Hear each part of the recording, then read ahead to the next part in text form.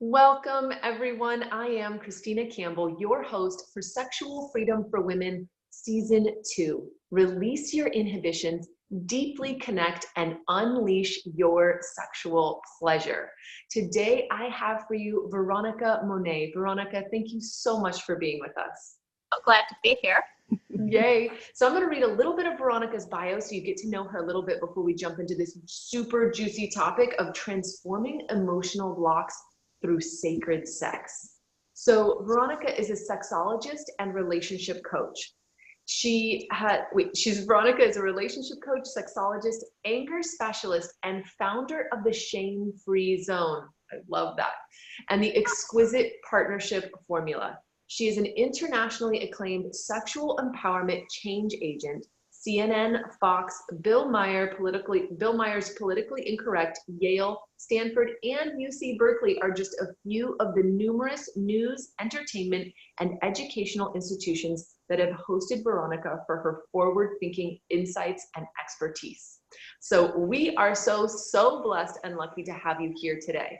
So how do we transform emotional blocks through sacred sex? So this was something I kind of stumbled across, and it was edgy, and it still is edgy. And I take my clients here all the time now, and I'm still working this edge myself. So we think of sex in kind of three different categories in our culture. We think of sexual pleasure as pleasure, and maybe stress reduction. Might think of it that way. And then we also think of it as a way to bond with another person. So it's something that cements the relationship and keeps us together through the thick and the thin of it, right? Right. And then we also think about sex as procreation. So these are kind of the three categories that we throw sex into.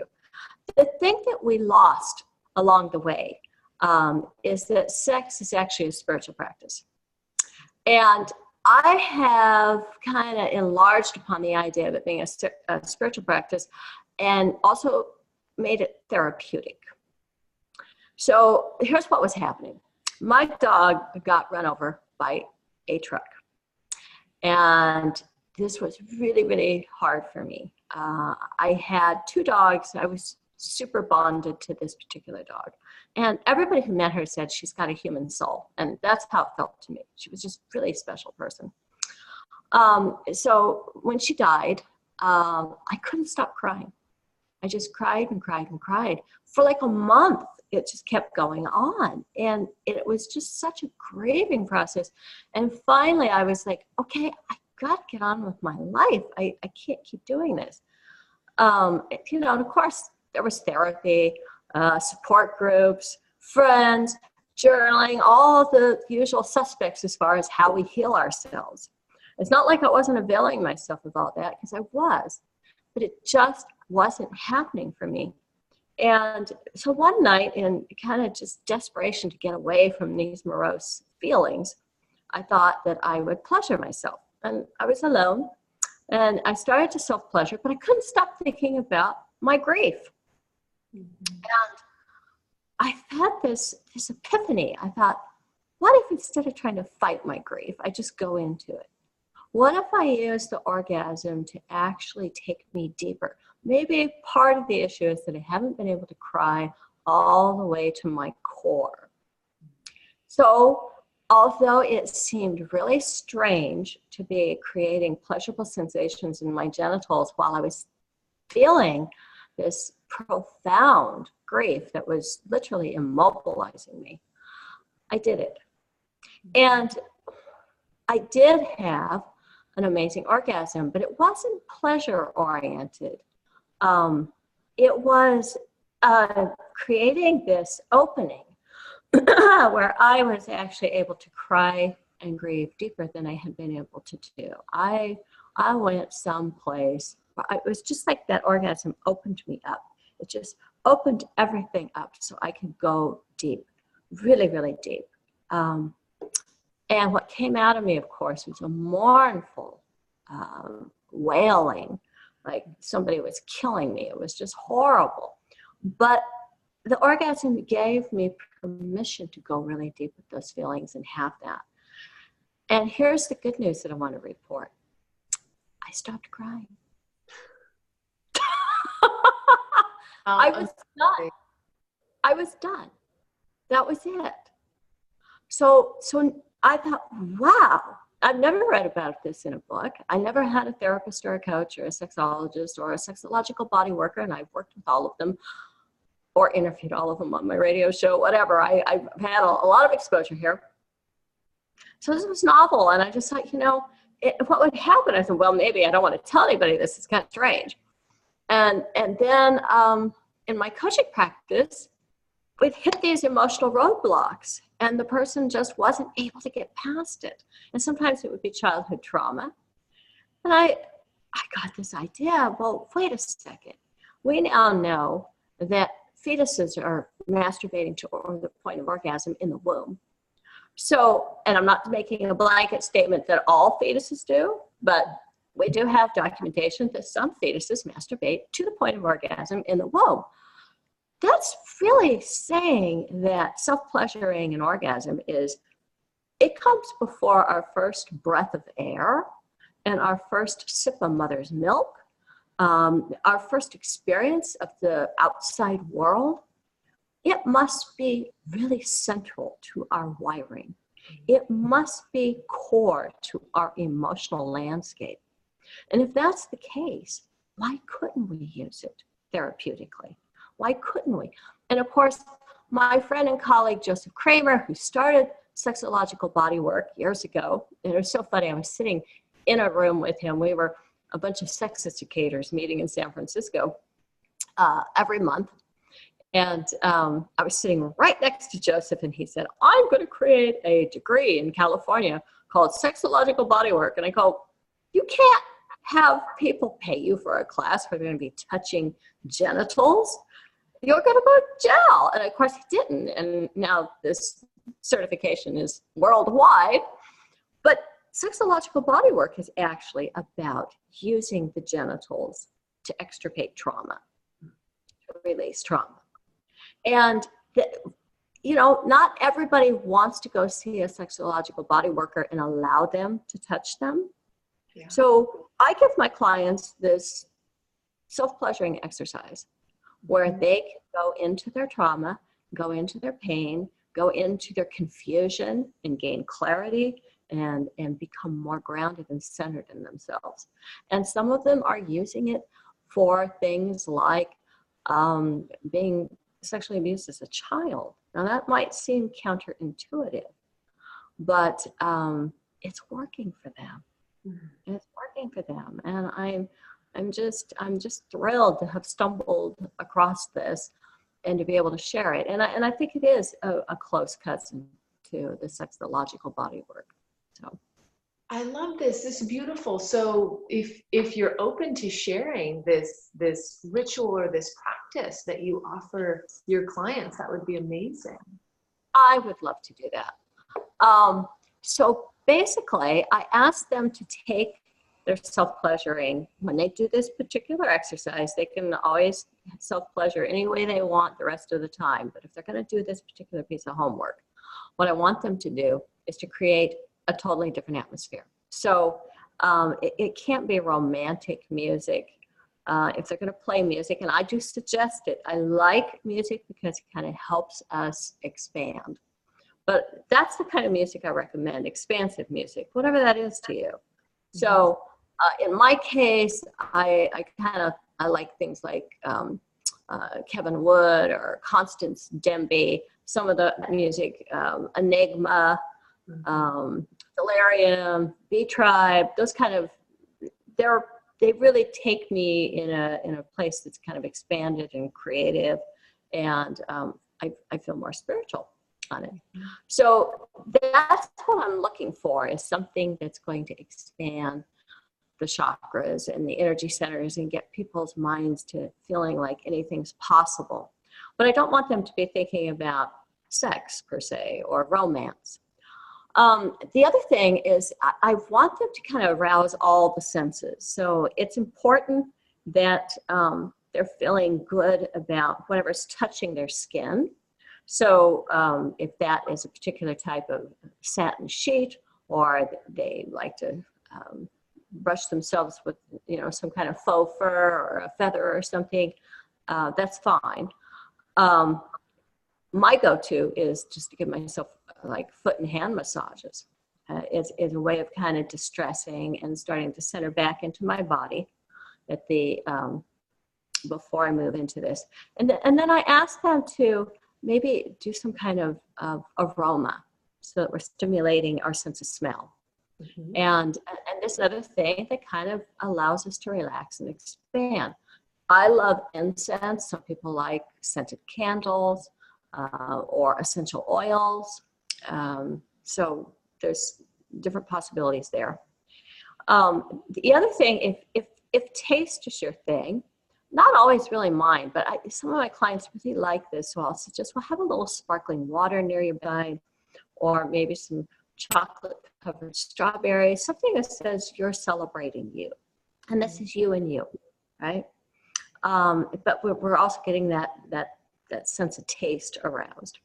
Now, visually, what do we want to look at? Well, for the braver clients, I ask them to get naked in front of a mirror so that they can dance with themselves. They've got the beautiful incense or scented candle.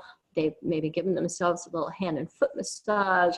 They've got the expansive music going, and now they're dancing in front of the mirror.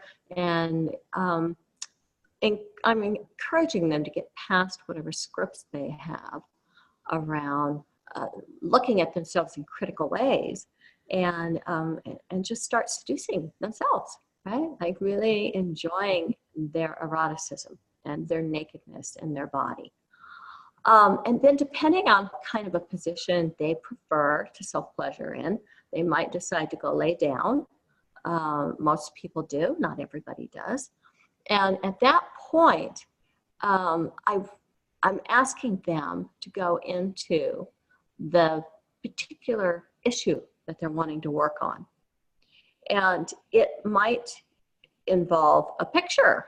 I recently asked some clients to get pictures of themselves as children at the age that they were when they were traumatized by a parent or other family member. And I've been really inspired by their courage to do this. It's amazing where they're going with this stuff. And I now have a picture of myself at age 5 near my bedstand. And I have to say, in some ways, right this second, I'm not as courageous as my clients. I'm dancing around that picture and going, I don't know if I could actually take this into this sacred sex ritual that I have done for so many other issues. I've worked sacred sexual ritual around, as you know, the loss of a pet, but also around past lives. I've been like connecting with a past life where I was killed for my sexual behavior. And really trying to reclaim that. And you don't have to believe in past lives. You could just say that is an iconic metaphor for the ways in which women in particular have been shamed around their sexuality. Mm-hmm. Really doesn't matter. I'm playing with the concept in my mind. I'm using orgasm to heal it. But yes, to actually say, okay, I was traumatized, in my case, sexually abused at age 5. How do I reclaim my sexual energy from that time? And I really have to connect with that little girl and any kind of self-hatred that's creeped in around her and around being associated with her or connected to her or being her. And so if our sexual chi is our core, as we go into this exercise, one of the things that we're trying to do is reclaim that beautiful innocence and sexual power that we had in the womb. And I feel like that is just one of the most sacred things we could do. Because who we were at our moment of birth, who we were while we were coming together inside our mother, is so pure, it's so beautiful. And to be able to reconnect with that and realize that so much of whatever we may not like about ourselves is what has done to us since we arrived outside of our mother's womb.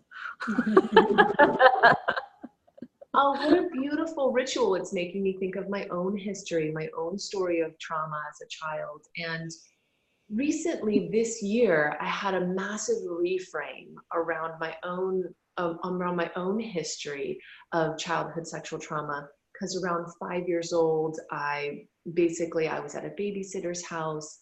I had gotten her child multiple times to go under the bed and get naked with me, and the mother had really scolded us. And then one time I was giving her oral sex. I had been exposed to a lot of pornographic material, and I'd always had this feeling that my sexuality was somehow rooted, like I hadn't pulled that weed fully, that it was somehow rooted in, like, it started from a place of abuse. It started from being overexposed to material that was unsavory, and then me exploring something and getting scolded for it.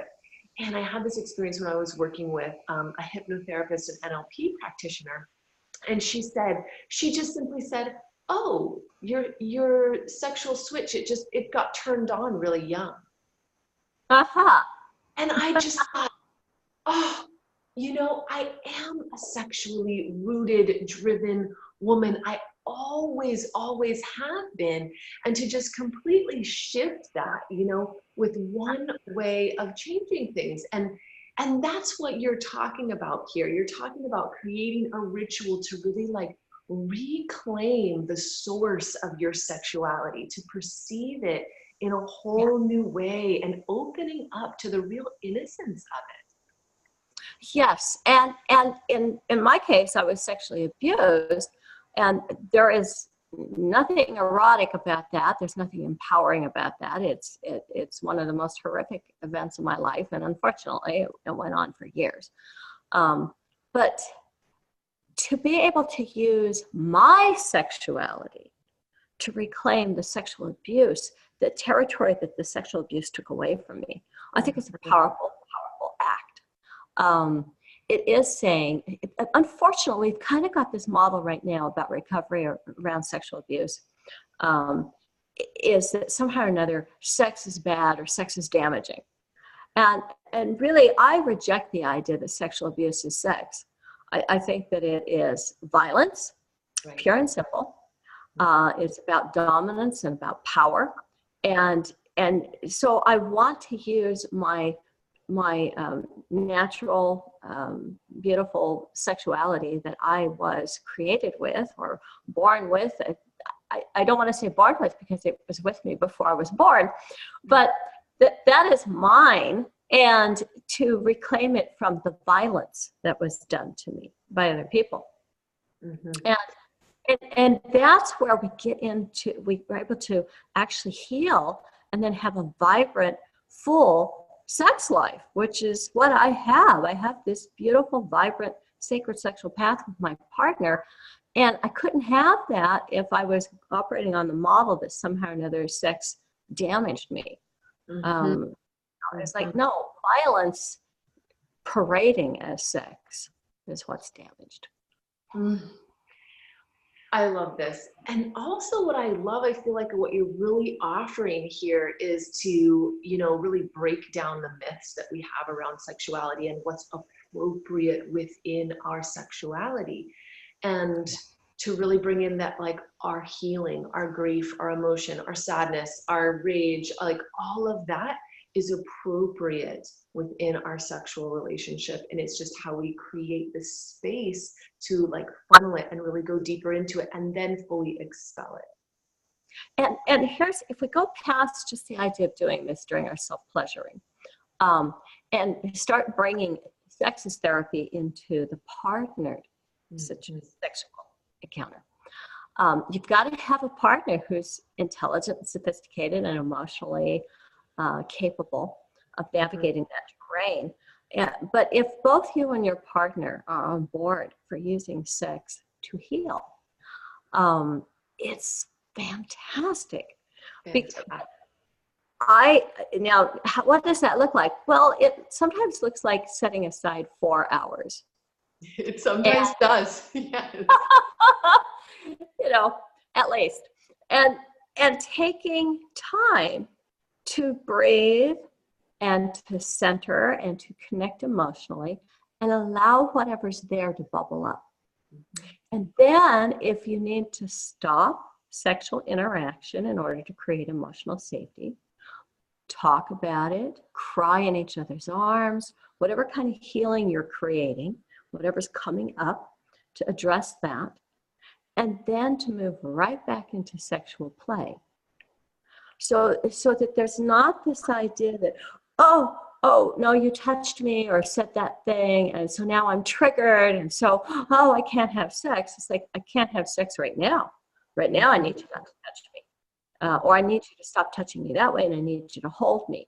And I just need to cry. I've got this thing coming up, and I need to process it. Mm-hmm. And to be able to navigate that and very quickly shift energies to something that's not sexual, and then go right back into it. It's so beautiful. And we talk about wanting like a deeply connected and deeply intimate relationship. This is really how you create that connection and that safety. And like for me, and I don't know if anybody here is watching, if you heard Veronica say like you have to have a partner that's emotionally intelligent and all of that stuff. For me, I just want to put out there that for years I really thought that my partner wasn't, that he wasn't capable, that I wanted to do this thing and he wasn't capable.